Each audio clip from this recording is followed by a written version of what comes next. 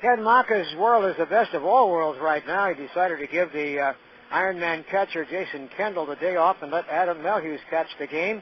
Melhuse responded with a 2-run homer, a run-scoring double, a walk, and a single before striking out in the 9th inning. Drove in 3, struck out 3.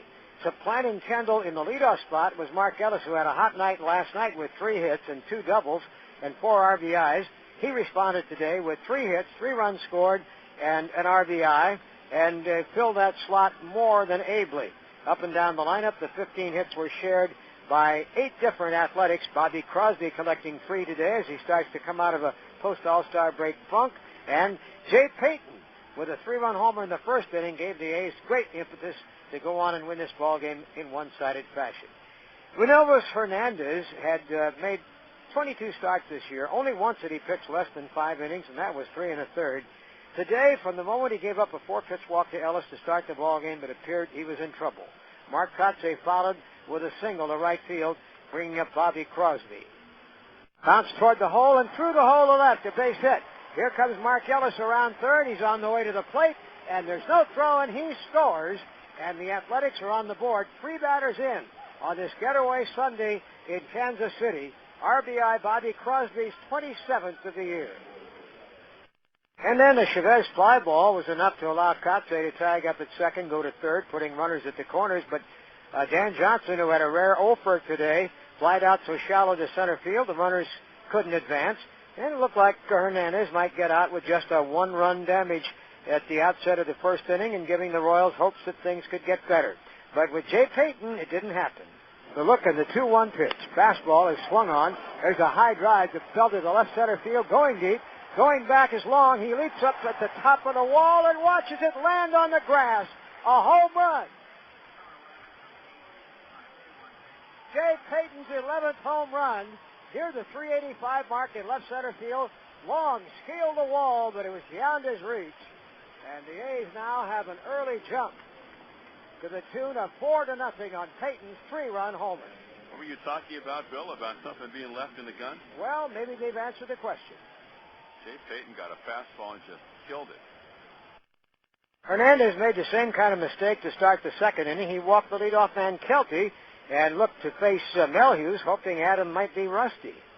Swung, runner going, deep drive, right field, and that is gone for a home run by Adam Melhuse. On a full count pitch, Melhuse gets his first round tripper of the year to right field, and the A's are up 6-0 in the 2nd inning at Kansas City. No let up. Ellis singled up the middle, bringing up Kotsay. Here's the pitch. Swung on. There's a drive to right field. That's going down toward the corner. That's a base hit. That'll roll around the arc there, racing all the way around third, and coming on in to score is Ellis. And jogging into second with a double is Mark Kotsay.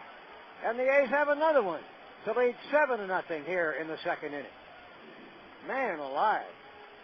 And that's when Sean Camp came on to pitch the rest of the inning and get out without any further damage. Camp, though, with 2 out, got into trouble in the 3rd when Kelty singled to left field, getting Melhuse his 2nd at-bat in as many innings. Now the 3-2. Kelty goes. It's ripped into deep center to Jesus back at the track, looking up, and it's off the very top of the wall. Kelty can walk home and cruising into second with a stand-up double as Melhuse, and now it's 8-0 Athletics. So Melhuse 2 at-bats, a home run and a double, and 3 RBIs, 8-zip A's. Camp eventually worked 3 innings, and then 5 relievers pitched an inning each from that point on. The A's picked up a run in the 6th inning off Andy Cisco, big left-hander, a walk and a couple of singles, the 2nd one by Crosby driving in a run.